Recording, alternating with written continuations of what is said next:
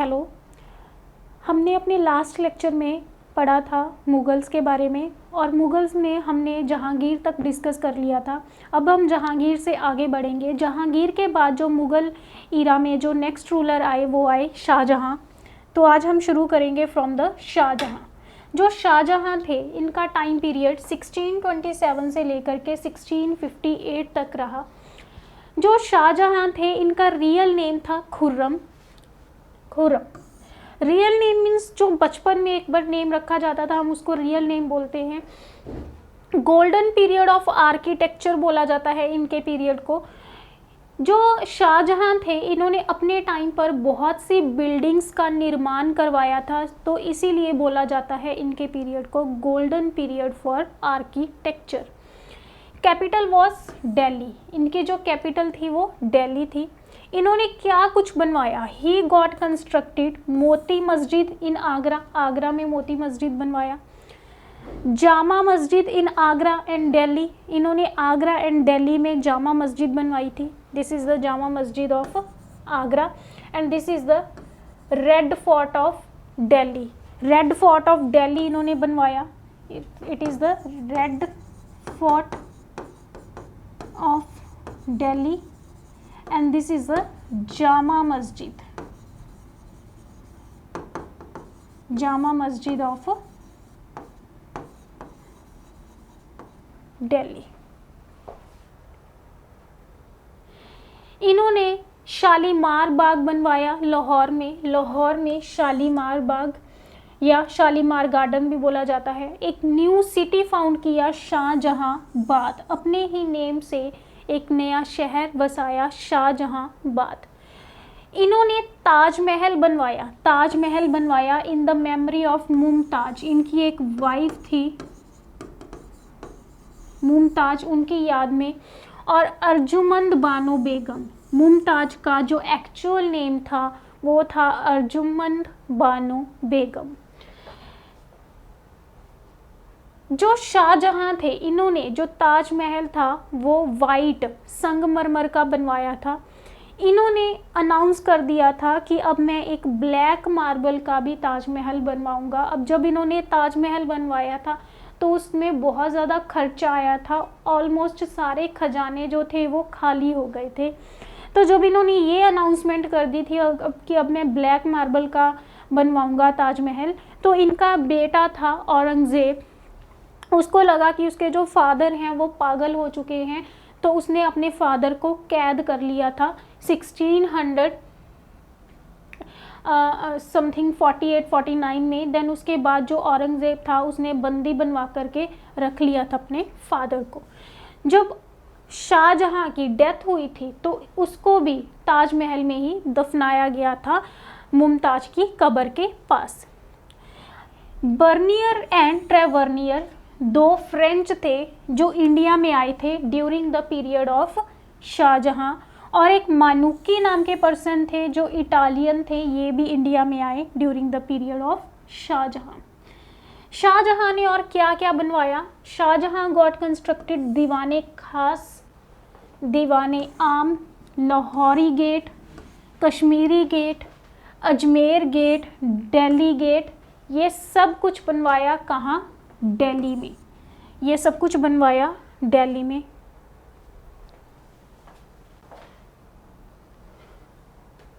Next उसके बाद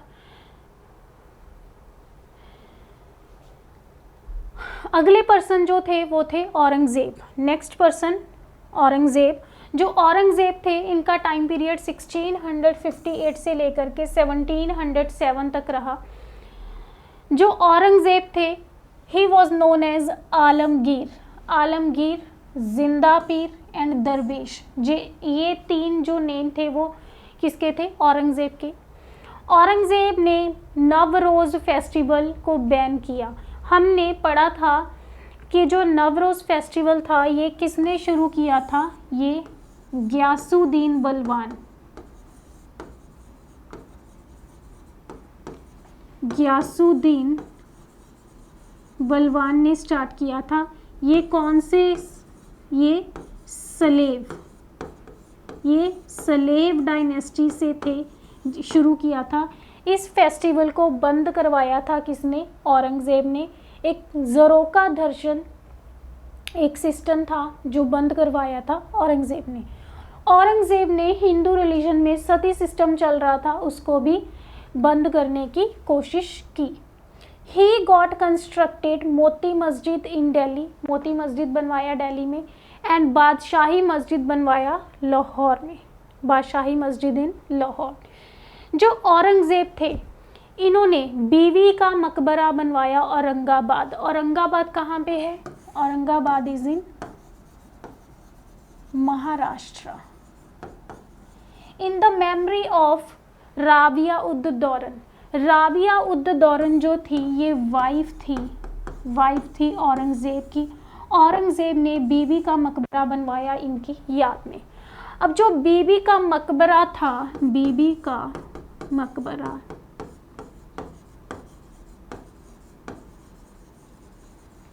ये कॉपी थी ताजमहल की, कॉपी ऑफ ताजमहल। ये देखिए यहाँ पे दिस इज़ द बीबी का मकबरा, तो ये कॉपी थी ताजमहल की। अब जो बीबी का मकबरा था इसको क्या क्या बोला जाता था? यह बोला जाता है Taj Mahal of south India, Taj Mahal of south India, worst copy of Taj Mahal, worst copy of Taj Mahal, Taj Mahal की बुरी कॉपी बोला जाता है, और कॉपी ऑफ ताजमहल बोला जाता है।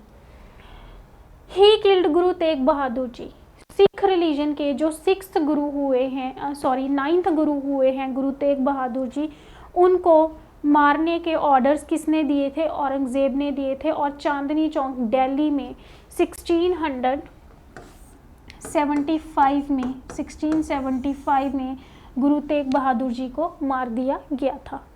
जो औरंगज़ेब था इसकी डेथ हुई थी 1707 में, और इसको दौलताबाद जो महाराष्ट्र में है वहाँ पर ब्यूरिड किया गया था। नेक्स्ट उसके बाद सूरी वंश पढ़ेंगे हम।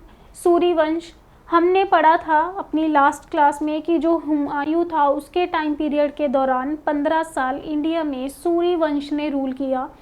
जो सूरी वंश था इसमें काफ़ी रूलर्स आए, लेकिन हमारे सिलेबस में जो इम्पोर्टेंट पर्सन है वो सिर्फ एक ही हैं, डेट इज़ शेर शाह सूरी। तो हम शेर शाह सूरी के बारे में पढ़ेंगे। जो शेर शाह सूरी थे इनका टाइम पीरियड 1540 से लेकर के 45 तक रहा, 1545 से ले के 45 तक रहा। इनका जो रियल नेम था वो था Farid, Farid was his real name. जो फरीद थे इन्होंने अपने टाइम पीरियड में 2 कॉइन्स शुरू किए थे, रुपया एंड धाम, रुपया एंड धाम। रुपया इम्पॉर्टेंट है, रुपया वॉज इम्पॉर्टेंट। ये एक तो सिल्वर कॉइन था, सिल्वर कॉइन था। अब हमारी इंडिया की करेंसी क्या है? रूपी है ना। तो रूपी एंड रुपया काफ़ी मिलते जुलते हैं, तो ये भी पूछ लेते हैं कि जब इंडिपेंडेंट इंडिया हुआ हमारा तो उसमें रूपी करेंसी शुरू जो हुई, उससे पहले क्या कभी भी कोई रुपया या रूपी नाम की कोई करेंसी हुआ करती थी? यस, शेर शाह सूरी ने शुरू की थी रुपया, जो कि सिल्वर कॉइन था, 1 रुपी का कॉइन हुआ करता था। He changed name of Pataliputra as Patna. जो हमारे पास पटना है बिहार में, वो पहले जाना जाता था एज अ पाटलिपुत्रा। पद्मावत, आप लोगों ने पद्मावत सुना होगा, एक मूवी भी है पद्मावत, वो एक रियल स्टोरी के ऊपर बेस्ड है। पद्मावत एक बुक थी हिंदी में जो लिखी थी मलिक मोहम्मद जायसी नाम के पर्सन ने। किसके टाइम पीरियड के दौरान? शेर शाह सूरी के टाइम पीरियड के दौरान। नेक्स्ट, जो शेर शाह सूरी थे इन्होंने एक रोड बनवाई थी जिसका नेम था शेर शाह सूरी मार्ग। शेर शाह सूरी मार्ग बनवाया था इन्होंने फ्रॉम कोलकाता टू पेशावर। ये पेशावर आजकल कहाँ पर है? पाकिस्तान में है। और कोलकाता इज इन बंगाल। इन्होंने ये रोड बनवाई थी और इसी रोड को आज हम प्रेजेंटली जानते हैं as a GT road. What is the full form of GT? Grand trunk. Grand trunk बोला जाता है। ये जीटी रोड है, ये अमृतसर से लेकर के कोलकाता तक जो पार्ट है उस पार्ट को बोला जाता है। और इसको जो जीटी नेम दिया वो किसने दिया? लॉर्ड ऑकलैंड ने, जो कि एक ब्रिटिशर थे। जब ब्रिटिशर्स आए तो लॉर्ड ऑकलैंड ने जीटी रोड का नेम दिया शेरशाह सूरी मार्ग को। ही गॉट कंस्ट्रक्टेड पुराना किला इन बिहार। बिहार में पुराना किला नाम की एक बिल्डिंग बनवाई। He died in 1545। 1545 में डेथ हो गई शेरशाह सूरी की। बोला जाता है कि 1545 में शेरशाह सूरी ने लड़ी थी एक battle of Kalinjar. Battle of Kalinjar. इस लड़ाई में एक उक्का नाम का वेपन चला रहे थे। कौन? शेरशाह सूरी। जो उक्का था ये इस तरह का वेपन था कि ये सामने वाले को के ऊपर आग का गोला गिराता था। तो जब शेरशाह सूरी इसको यूज़ कर रहे थे तो वो इस तरह से चल गया कि वो आग का गोला आकर के इन्हीं के ऊपर गिर पड़ा और इन्हीं की ही वहाँ पर मृत्यु हो गई। इनका जो टॉम्ब है, इनकी जो मकबरा है वो सासाराम नाम की जगह बिहार में है, जो कि इन्होंने खुद बनवाया था अपना टॉम्ब। नेक्स्ट उसके बाद हमारा जो अगला टॉपिक है ये हमने यहाँ तक मुगल्स पढ़ने हैं, ठीक है। अब जैसे हमने लास्ट क्लास में पढ़ा था कि अकबर के टाइम पीरियड के दौरान ब्रिटिशर्स आ गए इंडिया में। देन उसके बाद हमारे पास जो जहांगीर था उसके टाइम पीरियड में ब्रिटिशर्स आना शुरू हो गए। तो क्या हुआ कि यहाँ पर यूरोपियन कंट्रीज से लोग आना शुरू हो गए इंडिया में, तो जिससे उनका तो बढ़ावा शुरू हुआ और ब्रिटिश जो मुगल्स थे उनका डाउनफॉल स्टार्ट हुआ। तो एडवेंट ऑफ यूरोपियंस मतलब अलग अलग कंट्री से लोग आए, हम उनको पढ़ेंगे कि क्या कुछ हुआ। तो सबसे पहले तो मेन एम जो उनका आना था, उसका जो मेन एम था वो क्या था? स्प्रेड ऑफ क्रिश्चियनिटी, क्रिश्चियन धर्म का उसको स्प्रेड करना, लोगों को ज़्यादा से ज़्यादा क्रिश्चियन धर्म में कन्वर्ट करना, उनको बताना। एंड टू डू बिजनेस, और बिजनेस करना। नेक्स्ट उसके बाद जो हमारे पास सबसे पहले आए Europeans, that was the Portuguese, जो पुर्तगाल कंट्री से थे। 1498 में वास्को डी गामा जो थे ये फर्स्ट पोर्टुगीज थे who reached India at Calicut. Calicut नाम की जगह पर पहुंचे जो कि केरला में है। केरला में उस टाइम पे जैमोरिन नाम का एक रूलर हुआ करता था जो कि रूल कर रहा था कालीकट में। और जो वास्को डी गामा था इन्होंने ही केप रूट फाउंड किया from Europe to India. Vasco da Gama ने ही केप रूट फाउंड किया फ्रॉम यूरोप टू इंडिया। ये क्या था? ये एक सी रूट था यूरोप से भारत पहुंचने का। नेक्स्ट ही set up factory eight Cochin. जो वास्को डी गामा थे ये बिजनेस करने आए थे, इन्होंने अपनी फैक्ट्री लगाई थी कोचीन में। जो वास्को डी गामा थे वो वापस चले गए थे अपने होम कंट्री इंडिया में आकर के। ये बार बार आते जाते रहते थे, ये 3 बार आए थे और जब ये तीसरी बार आए थे तब इनकी डेथ हो गई थी 1524 में, हम पढ़ेंगे। अब जब कोई भी यूरोपियंस इंडिया में आते थे तो वो यहाँ पे आकर के अपना कोई हेड अपॉइंट कर देते थे, जिनको कोई प्रेसिडेंट बोलता था, कोई गवर्नर बोलता था, कोई किंग बोलता था, कोई गवर्नर जनरल बोलता था। तो जो पोर्टुगीज थे ये अपना जो हेड हुआ करता था, जो चीफ हुआ करता था इंडिया में, उसको गवर्नर बोलते थे। फर्स्ट गवर्नर ऑफ पोर्टुगीज, जो पोर्टुगीज थे इनका जो इंडिया में फर्स्ट गवर्नर था, that was the Francisco Almeida. Francisco Almeida was their first governor and their second governor was Alfonso de Albuquerque. Alfonso de Albuquerque ये important है क्योंकि इन्होंने इंडिया में मैंगो की कल्टीवेशन स्टार्ट की थी, आम की खेती स्टार्ट की थी. और आप लोगों को पता होगा कि एक आम की बहुत ही ज़्यादा फेमस वैरायटी है अल्फांसो, वो भी यही लेकर के आए थे और इन्हीं के नेम से ही उस वैरायटी को नेम मिला है. इन 1524 Vasco da gamma again came in India. 1524 में वास्को डी गामा तीसरी बार इंडिया आए थे और जब ये इंडिया आए थे तो कोचीन में इनकी डेथ हो गई थी. In 1661, Portuguese gave Bombay to Prince Charles II of England in dowry for marrying their princess Catherine Braganza. 1661 में इनकी एक प्रिंसेस थी जिसका नेम था कैथरीन ब्रिगेंजा. उस टाइम पे जो ब्रिटिशर्स थे वो भी इंडिया आ चुके थे, तो इन्होंने इंग्लैंड के प्रिंस जिसका नेम था चार्ल्स II, उनसे अपनी एक प्रिंसेस की शादी की और दहेज में उनको पूरा का पूरा बॉम्बे दे दिया. They were the first to came in India and last to leave India. जो पोर्टुगीज थे ये सबसे पहले थे जो इंडिया में आए थे और ये सबसे लास्ट में इंडिया को छोड़ करके गए थे आफ्टर इंडिपेंडेंस. आज़ादी के बाद गए थे ये लोग. They called Bombay land of 7 islands. जो पोर्टुगीज थे, अब देखो हमारे पास जो बॉम्बे है उसमें बहुत सारा बीच एरिया है, तो अब क्या होता है ना, जब जैसे कोई समुंदर है, let's suppose this is a समुंदर. अब इस समुंदर के बीच में यहाँ पे कोई लैंड है. जब कोई लैंड होती है, जब उसको हर तरफ से पानी ने घेरा होता है तो हम उसको क्या बोलते हैं, लैंड. तो इनको ये लगता था कि जो बॉम्बे है उसमें हर तरफ पानी ही पानी है और बीच बीच में कहीं क्या है, लैंड के पीसीज हैं. तो इन्होंने इसीलिए बॉम्बे को बोला लैंड ऑफ 7 आइलैंड्स. ये ज्योग्राफी का क्वेश्चन भी बनता है. They started trade between India and Japan. India और जापान के बीच में पोर्टुगीज ने ट्रेड भी स्टार्ट किया था. They started cultivation of. इन्होंने काफ़ी चीज़ों की कल्टीवेशन स्टार्ट की थी, जैसे कि चिली, रेड चिली, पपाया, पपीता, गावा, अमरूद और पीनट्स.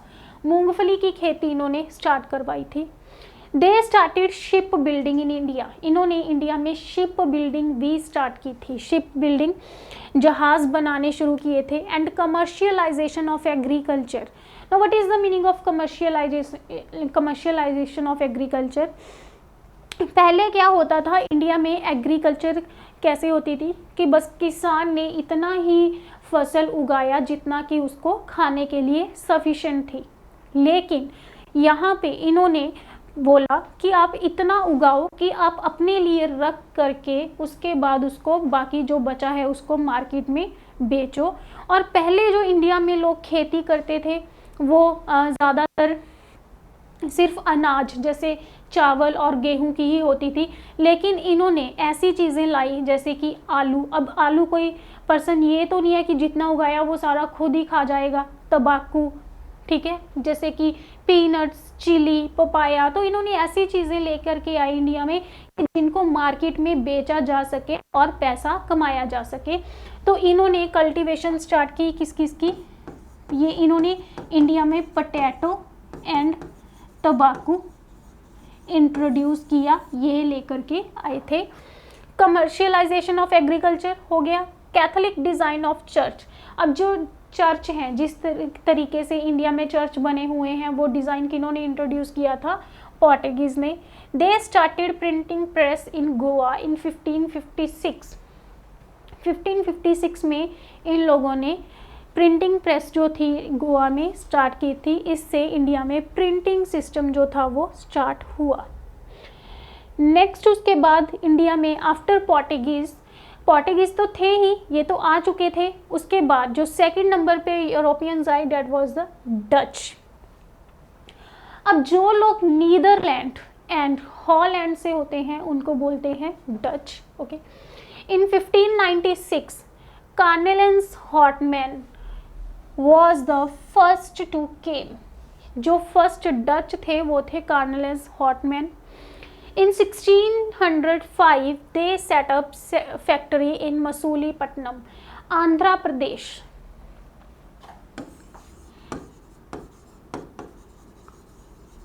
आंध्र प्रदेश में है मसूलीपट्टनम, वहाँ पर इन्होंने अपनी पहली फैक्ट्री लगाई। They started golden coins in India called pagoda coins। जो डच लोग थे इन्होंने इंडिया में अपने एक गोल्डन क्वाइंस भी स्टार्ट किए थे जिनको बोला जाता है पगोडा कॉइन्स। इंपॉर्टेंट है ये point. In the battle of Bedara in 1759 with Britishers, इन्होंने एक लड़ाई लड़ी, बैटल ऑफ बेद्रा, ब्रिटिशर्स के साथ। इस लड़ाई में ये हार गए, जो डच थे। They lost the battle and they had to return back to their home country. तो इनको अपने होम टाउन में वापस जाना पड़ा। देन उसके बाद आए ब्रिटिशर्स। जो ब्रिटिशर्स थे, in 1599 John Milton Hall was the first to visit in India officially. हमने पढ़ा था कि अकबर के टाइम पर रॉल्फ फिच, अकबर के टाइम पर रॉल्फ फिच नाम के एक ब्रिटिशर थे जो 1585 में भारत आए, लेकिन इनकी विज़िट कोई ऑफिशियल विज़िट नहीं थी। ये बस एक्सप्लोर करने आए थे, इंडिया को घूमने आए थे। तो जो फर्स्ट ब्रिटिश थे जो ऑफिशियली आए थे वो 1599 में आए। अगले ही साल 1600 में जो उस टाइम पे ब्रिटेन की क्वीन थी एलिजाबेथ टेलर वन, उन्होंने ईस्ट इंडिया कंपनी की फॉर्मेशन की। कहाँ की? लंदन में। जो ये ईस्ट इंडिया कंपनी थी ये लंदन में बनी और ये जो थी ये दुनिया में जा कर के ट्रेड करती थी। तो एलिजाबेथ ने इनको 1601 में परमिशन दे दी कि आप भारत जाकर अपना ट्रेड कर सकते हो। तो there first temporary factory was established in Masulipatnam. तो यहाँ पे इन्होंने अपनी जो पहली टेम्परेरी फैक्ट्री लगाई थी वो मसूलीपट्टनम में लगाई और जो फर्स्ट परमानेंट फैक्ट्री थी वो सूरत में लगाई थी। अब इनको फैक्ट्री लगाने की परमिशन कब मिली, कैसे मिली? तो हमारे पास दो अंग्रेज थे, पहले कैप्टन हॉकिंस और दूसरे थे sir Thomas Roe. Captain Hawkins जो थे ये जहांगीर के एम्पायर में आए थे। जहांगीर के एम्पायर में ये परमिशन लेने के लिए ही आए थे जहांगीर से कि हम फैक्ट्री लगा सकते हैं या नहीं, लेकिन जहांगीर को ये मना नहीं पाए। लेकिन इन्होंने एफर्ट्स बहुत किए थे जहांगीर को मनाने के लिए, फैक्ट्री सेटअप करने के लिए। तो इनके एफर्ट्स से खुश होकर के जहांगीर ने कैप्टन हॉकिंस को टाइटल दिया था फिरंगी खान का टाइटल दिया था। जो सर थॉमस रो थे, कैप्टन हॉकिंस के बाद सर थॉमस रो आए, इन्होंने जहांगीर को कन्विंस कर लिया to set up the factory. तो इनको जो परमिशन मिली थी वो जहांगीर से मिली थी और कौन से पर्सन को मिली थी? Sir Thomas Roe. ये भी इम्पॉर्टेंट पॉइंट है ब्रिटिशर्स में। उसके बाद ब्रिटिशर्स ने काफ़ी टाइम अपना रूल किया। इनका जो मेन इनका जो बिजनेस था वो बड़ा, जिसको बोलते हैं Magna Carta of Britishers in India. John Surman थे 1717 में। जॉन सरमन 1717 इंडिया में गवर्नर थे। उस टाइम पर मुगल रूलर थे फारूक सियर। जो फारूक सियर थे, इनके जो बेटे थे उस टाइम उनको एक बीमारी हो गई जिसका ट्रीटमेंट नहीं हो रहा था। तो जो अंग्रेज़ थे, ब्रिटिशर्स थे, उन्होंने फारूक सियर के बेटे का ट्रीटमेंट करवा दिया। जिस चीज़ से खुश हो गए फारूकसियर, तो उन्होंने उस टाइम पर जो ब्रिटिश गवर्नर थे इंडिया में ईस्ट इंडिया कंपनी के, जॉन सरमन, उनको एक रॉयल फरमान दिया। रॉयल फरमान दिया, क्या दिया कि आप बंगाल, उड़ीसा, बिहार में बिजनेस कर सकते हो विदाउट पेइंग एनी टैक्स। क्या मिला इनको permission? They can do business in Bengal, Bihar and Orissa without paying any tax. क्या था ना, जो भी यूरोपियंस थे उनको इंडिया में बिजनेस करने के लिए कोई टैक्स जो था वो पे करना पड़ता था, लेकिन यहाँ पे इनको रॉयल फरमान मिला नॉट टू पे टैक्स। अब ये जो रॉयल फरमान था इसको बोला जाता है magma carta. Magma carta, magma carta. Magma carta basically क्या था? ये एक ब्रिटेन में ही एक पेपर था जिस पर कुछ रूल्स लिखे गए थे लोगों की भलाई के लिए, जिससे कि लोगों की जो ज़िंदगी थी वो आसान हो गई थी। तो जो भी चीज़ किसी चीज़ को आसान कर देती थी उसको मैग्मा कार्टा के साथ कंपेयर किया जाता था। अब जो रॉयल फरमान था वो मिलने से क्या हो गया था, ब्रिटिशर्स का जो बिज़नेस था वो ईजी हो गया था इंडिया में, तो इसको बोला जाता है मैग्मा कार्टा। नेक्स्ट उसके बाद डेन्स, जो डेनमार्क कंट्री से थे, जो डेनमार्क कंट्री से थे उनको बोला जाता था Danes. In 1620 they set up their first factory in Tranquebar Kerala. Tranquebar Kerala में इन्होंने अपनी पहली फैक्ट्री लगाई। ये लोग दो मेन ट्रेड करते थे, एक तो ट्रेड ऑफ टी, चाय का व्यापार, ये बहुत ही ज़्यादा इम्पॉर्टेंट है, and the trade with China. China के साथ जो इंडिया का व्यापार था वो कौन कर रहे थे उस टाइम पर? डेन्स। लेकिन इनकी भी कुछ कॉन्फ्लिक्ट हो गए थे ब्रिटिशर्स के साथ। They sold all their factories to Britishers. Britishers को इन्होंने अपना सारा बिजनेस बेच दिया, सेल कर दिया 1845 में, and returned back to their country. अपने देश वापस चले गए। नेक्स्ट उसके बाद आए फ्रेंच पीपल। फ्रेंच जो फ्रांस से थे उनको फ्रेंच बोला जाता है। In 1664 Colbert was the first to came in India. Colbert नाम के व्यक्ति जो थे वो पहले थे इंडिया में आने वाले। In 1668 they set up their factory in Surat. Surat is in Gujarat.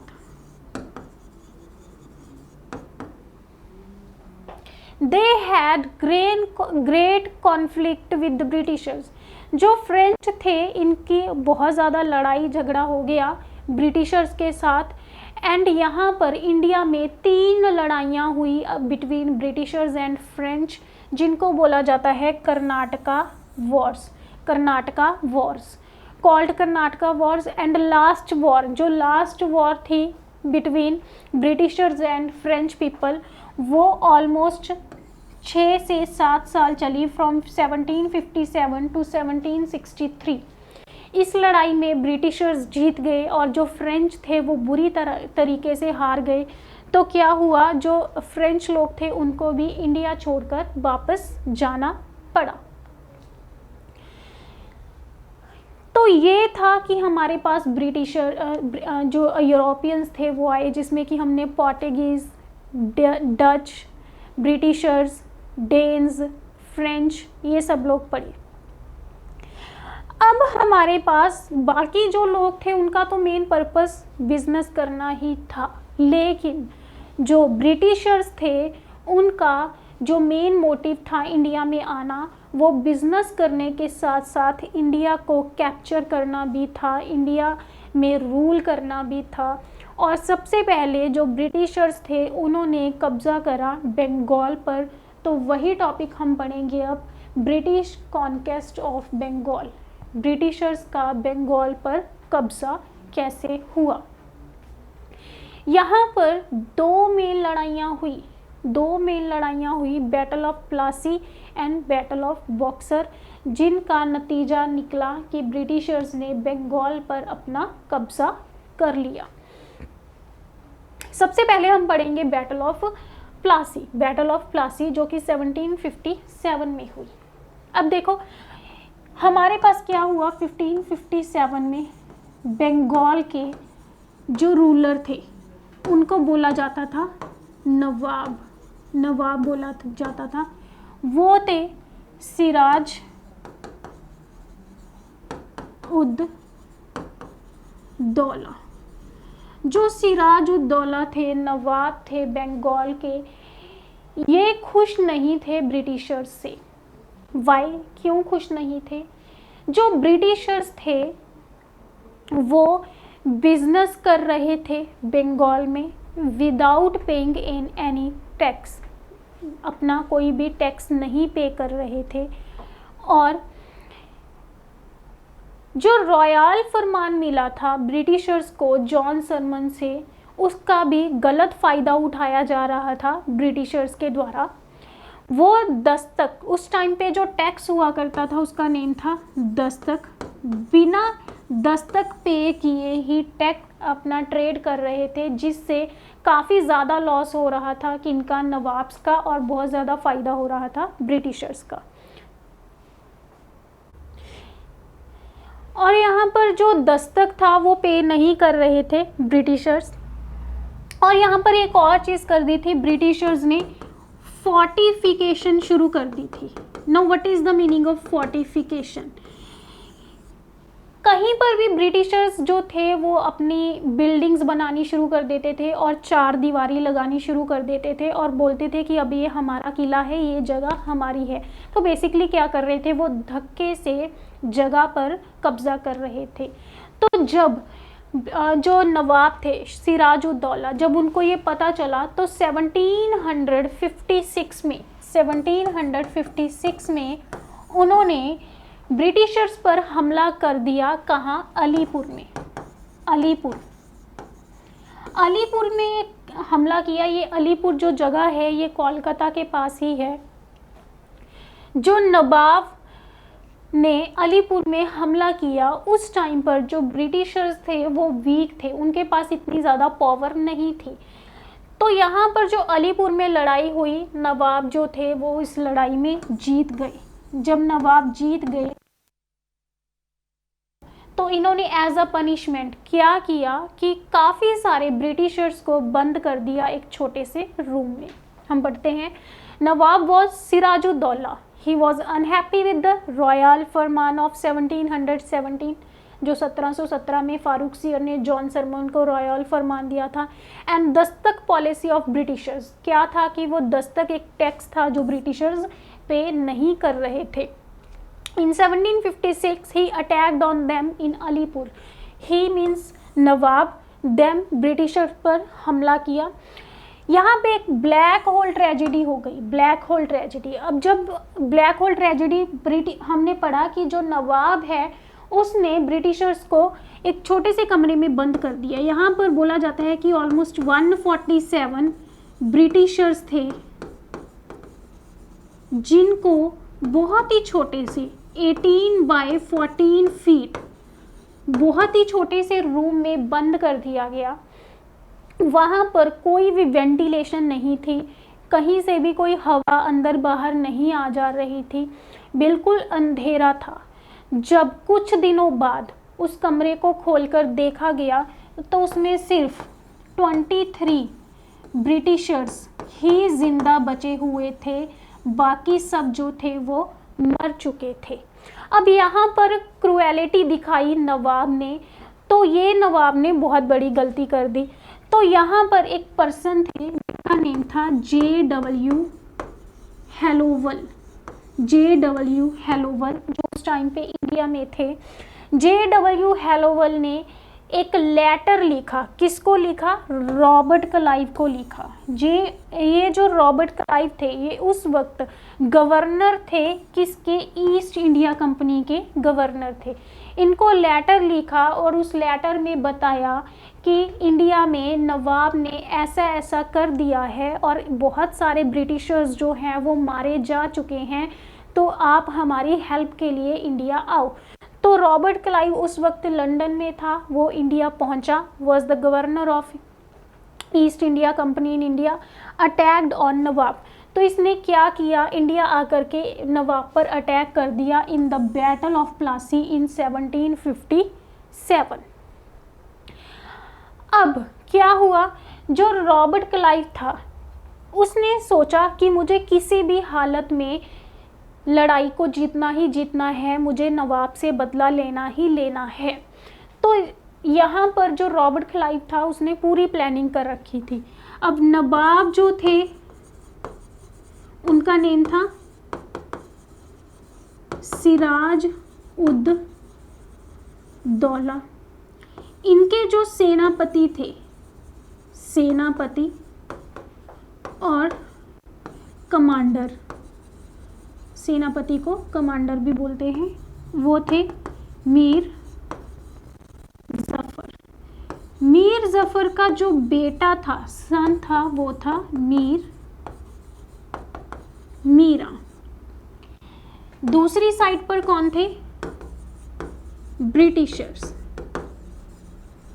जो ब्रिटिशर्स के लीडर थे यहाँ पर वो कौन थे? Robert Clive. यहाँ पे क्या हुआ? रॉबर्ट क्लाइव ने सोचा कि मुझे लड़ाई को जीतना ही जीतना है। रॉबर्ट क्लाइव ने मीर जफर को क्या दी? रिश्वत दी, ब्राइब दी, और क्या कहा कि तुम जब लड़ाई होगी तो तुम धोखे से अपने नवाब को मार देना, जिससे कि हमारी जीत हो जाएगी। इसके बदले में हम क्या करेंगे? जब हम लड़ाई जीत जाएंगे तो ब्रिटिशर्स पावर में आ जाएंगे, तो हम नवाब, अगला नवाब तुम्हें डिक्लेयर कर देंगे। अब जब एक सेनापति को नवाब बनने का मौका मिल रहा था तो उसने वो मौका नहीं छोड़ा। उसने रॉबर्ट क्लाइव से ये डील कर ली कि ठीक है, मैं मार दूंगा और तुम मुझे नवाब बना देना। तो मीर जफर ने अपने बेटे को कहा कि तुम लड़ाई में किसको मारोगे? नवाब को मारोगे। तो इसका जो मीरा बेटा था जफ़र का, उसने क्या किया? जब लड़ाई हुई तो सिराजुद्दौला को मार दिया, और बदले में क्या हुआ? ब्रिटिशर्स जीत गए और ब्रिटिशर्स ने जो नेक्स्ट नवाब बनाया वो मीर जफ़र को बनाया। और जो मीर जफ़र था अब किन के अंडर काम कर रहा था? ब्रिटिशर्स के। यहाँ पर ब्रिटिशर्स ने लड़ाई भी जीत ली, और जब मीर जफ़र को नवाब बनाया तो जो मीर जफ़र था वो वैसे ही काम करता था जैसे कि ब्रिटिशर्स उसको बोल रहे थे। नेक्स्ट उसके बाद बैटल हुई, बैटल ऑफ बॉक्सर, जो कि 1764 में हुई। अब 1764 में बैटल हुई तो यहाँ पे जो मीर जफ़र थे वो नवाब रहे 1757 से लेकर के 60 तक। उसके बाद जो अगले नवाब बने वो बने मीर कासिम। ये 1760 से लेके 64 तक रहे। जो मीर कासिम थे ये जवाई थे किसके? सन इन लॉ थे मीर जफ़र के, मीर जफ़र। अब जो मीर कासिम थे, मीर जफ़र ब्रिटिशर्स के अंडर काम कर रहे थे, तो जो नेक्स्ट नवाब मीर कासिम जो कि रिश्ते में ही थे मीर जफ़र के, तो ब्रिटिशर्स उनसे भी यही एक्सपेक्ट करते थे कि जैसा हम बोलेंगे नवाब वैसा ही करेगा। लेकिन मीर जफ़र को अपनी सेल्फ रिस्पेक्ट बहुत ज़्यादा प्यारी थी और वो अपने देश के साथ गद्दारी भी नहीं करना चाहता था। तो मीर कासिम को ये पसंद नहीं था कि वो ब्रिटिशर्स के अंडर काम करे और उनकी गलत नीतियों में उनका साथ दे। तो मीर कासिम ने सोचा कि मैं ऐसा नहीं करूँगा, और वो चुपचाप कहाँ पर शिफ्ट हो गया? बिहार में मुंगर नाम की एक जगह थी, वहाँ पर शिफ्ट हो गया। He shifted to Munger, Bihar. अब जब ब्रिटिशर्स को ये चीज़ पता चला कि जो नवाब है वो शिफ्ट हो गया है मुंगर में, तो उनको लगा कि ये हमारी इंसल्ट है, ये उनको अपनी बेइज्जती लगी। तो जिसका बदला लेने के लिए ब्रिटिशर्स ने नवाब पर हमला कर दिया, नवाब पर हमला कर दिया। तो जो मीर कासिम था उसने लड़ाई में हेल्प ली किसकी, दो और नवाब्स की। एक तो थे शाह आलम टू, जो शाह आलम टू थे ये दिल्ली के नवाब थे, और सौजा-उद दौला ये जो थे ये अवध के नवाब थे। और ब्रिटिशर्स जो थे यहाँ पर इनके जो लीडर बने वो बने लॉर्ड मुनरो। मीन्स कि ये जो लड़ाई थी ये किस किस के बीच में हुई,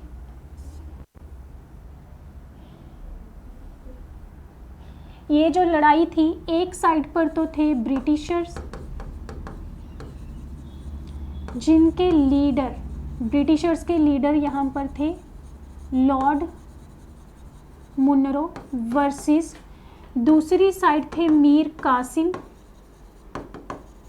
जो कि बंगाल से के नवाब थे, प्लस शाह आलम टू जो कि दिल्ली के नवाब थे, प्लस सौजा-उद दौला जो कि अवध के नवाब थे। लेकिन ये तीनों ही मिलकर ब्रिटिशर्स को हरा नहीं पाए, ये ब्रिटिशर्स यहाँ पर बैटल जीत गए।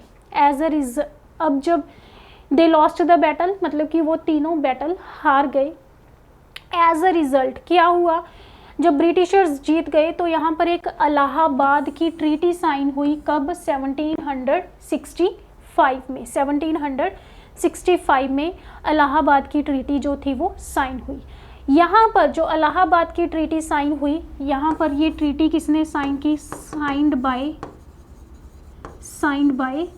Robert Clive. इलाहाबाद की ट्रीटी में ही जो था क्या हुआ, Britishers started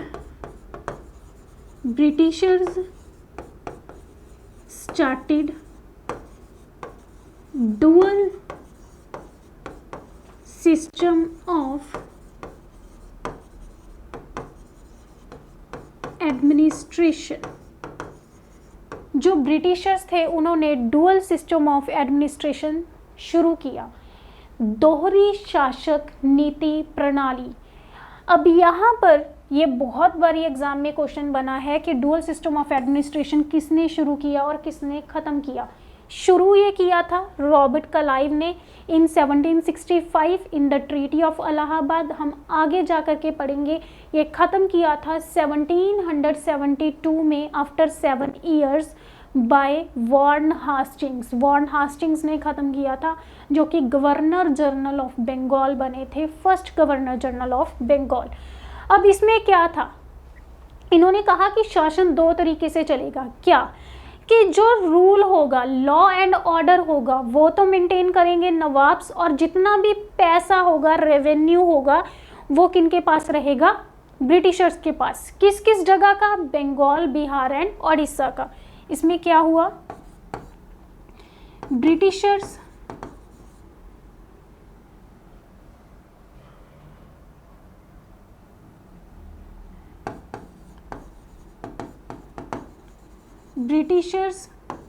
got revenue rights and Nawab got law rights. मतलब कि जो भी कानून बनाने हैं वो नवाब बनाएंगे और जो पैसा है वो ब्रिटिशर्स के पास रहेगा। So the Britishers got Deewani rights, मतलब कि जो भी टैक्स वगैरह इकट्ठा करने के राइट्स हैं वो भी ब्रिटिशर्स के पास ही जाएंगे। कहाँ कहाँ, बिहार, बंगाल एंड उड़ीसा में। और यहाँ पर जो न्यू नवाब बनाए गए वो भी कौन बनाए गए, निज़ामुद्दौला। ये कौन थे, ये सन थे मीर जफ़र के। अब मीर जफ़र के ही बेटे को क्यों बनाया? क्योंकि जो मीर जफ़र था वो वफादार साबित हुआ था किनको? ब्रिटिशर्स को। तो उन्होंने सोचा कि हम उसी के ही बेटे को बनाएंगे नेक्स्ट नवाब। उसके बाद हमारे पास ये जो सिस्टम 1765 में ये जो ट्रीटी हुई थी, ये जो भी डुअल एडमिनिस्ट्रेशन वाला सिस्टम चला था, ये 7 साल चला था 1772 तक। 1772 में Britishers started post of governor general in Bengal में गवर्नर जनरल की पोस्ट स्टार्ट कर दी थी। और यहाँ पे जो फर्स्ट गवर्नर जनरल बने थे बंगाल के, first governor general of Bengal, वो बने थे वार्न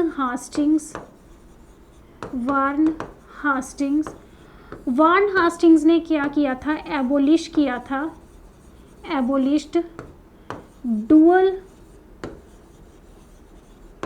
सिस्टम ऑफ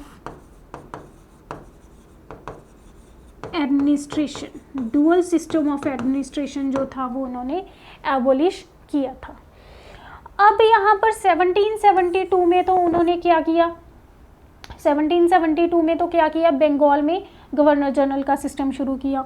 और फिर बाद में 1828 में आफ्टर फ्यू ईयर्स उन्होंने गवर्नर जनरल बनाने शुरू कर दिए। कहाँ? पूरे इंडिया में। तो ये जब इंडिया पर गवर्नर जनरल का सिस्टम शुरू हुआ इंडिया लेवल पर, तो ये कुछ साल ही चला। देन उसके बाद 1857 में लोगों ने विद्रोह कर दिया, तो गवर्नर जनरल की पोस्ट ख़त्म कर करके यहाँ पर वाइस रॉय की पोस्ट शुरू की गई थी। ये हम सारा आगे चल करके पढ़ेंगे। अब कुछ मल्टीपल चॉइस क्वेश्चंस देख लेते हैं। When did Vasco da Gama reach Calicut in the western coast of India? अब देखो इन्होंने वेस्टर्न कोस्ट ऑफ इंडिया क्या बोला है। हमारे पास जो इंडिया है इज समथिंग लाइक इस तरीके से है ना इंडिया। तो हमारे पास जो वास्को डी गामा था यहाँ पर पहुँचा, ये हमारे पास केरला है, यहाँ पर वास्को डी गामा पहुँचा था। तो ये हमारे पास वेस्टर्न कोस्ट हो गया। कोस्ट मतलब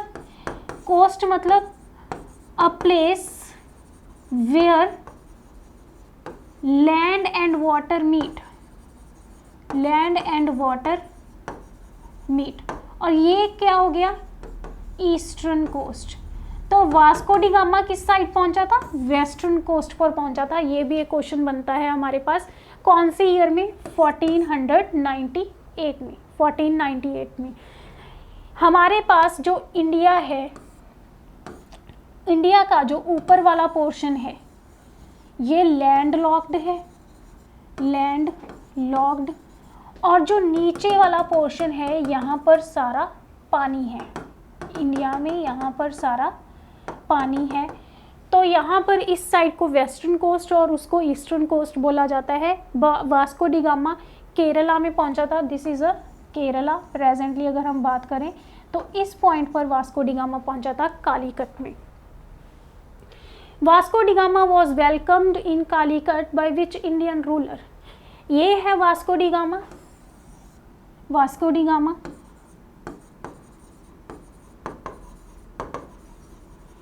और ये है ruler ज़ैमोरिन।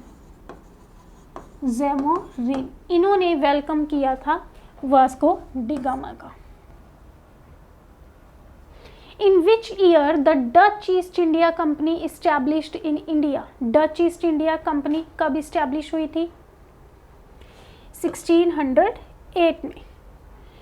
Captain Hawkins was sent to which court to get permission for trading? Captain Hawkins किस रूलर के टाइम इंडिया में पहुंचे थे? जहांगीर। हमने पढ़ा है कि जहांगीर ने उनको क्या टाइटल दिया था कैप्टन हॉकिंस को?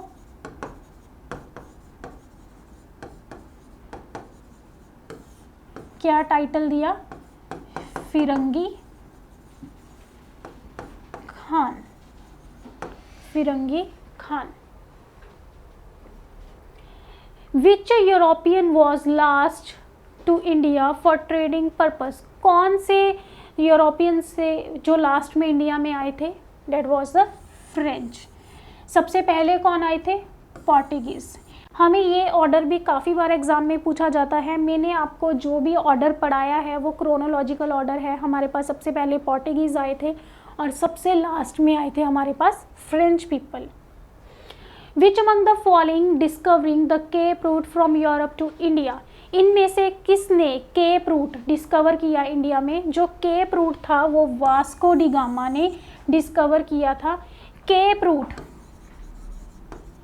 केप रूट क्या था? ये एक सी रूट था, सी रूट जो वास्को डी गामा ने डिस्कवर किया था from Europe to India, from Europe to India. Battle of Plassey was fought in which year? जो बैटल ऑफ प्लासी था वो 1757 में हुआ था। बैटल ऑफ प्लासी जो था इसको फर्स्ट रिवोल्ट भी बोला जाता है अगेंस्ट ब्रिटिशर्स। फर्स्ट रिवोल्ट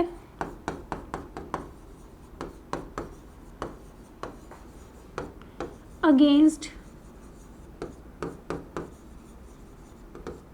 इससे पहले कोई भी रिवोल्ट नहीं हुआ था ब्रिटिशर्स के अगेंस्ट। और 1857 एग्जैक्ट 100 ईयर्स बाद हुआ था रिवोल्ट ऑफ